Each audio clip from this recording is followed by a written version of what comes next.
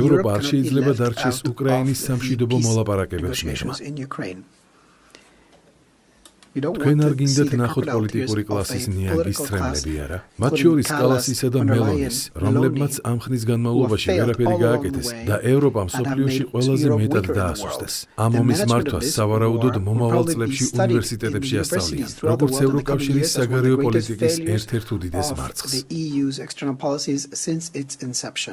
უკრაინაში სიტუაცია დიპლომატიური გზის პოვნით საკუთარ ხელში უნდა ავიღოთ.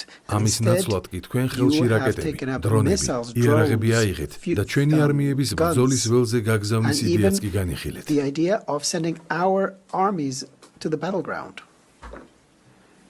Nord Stream 2 საბოტაჟის მიუხედავად, ეს პარლამენტი ჯერ კიდევ აგრძელებს ბოდვითი იდეების მოსმენას, რომ ჩვენ თითქოს შეგვიძლია რუსეთის დამარცხება ბრძოლის ველზე.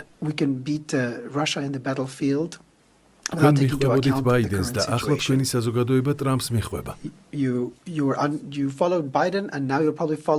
მაგრამ საკმარისია, გაჩერდით. საკმარისი არ გააკეთეთ? ევროკავშირის მოქალაქეები ომის ფასს იხდიან. უკრაინის მოქალაქეები კი იტანჯებიან მხოლოდ იმიტომ, რომ თქვენ არ შეგიძლიათ გამოიყენოთ დიპლომატიისა და აზროვნების გზა, რაც ყოველთვის ახასიათებდა ევროპას. ახლა ტრამპის გეგმის მიხედვით, ევროკავშირს შეუძლია უმოქმედოდ იჯდეს და დამწუხრებულმა უყუროს ისტორიის განვითარებას.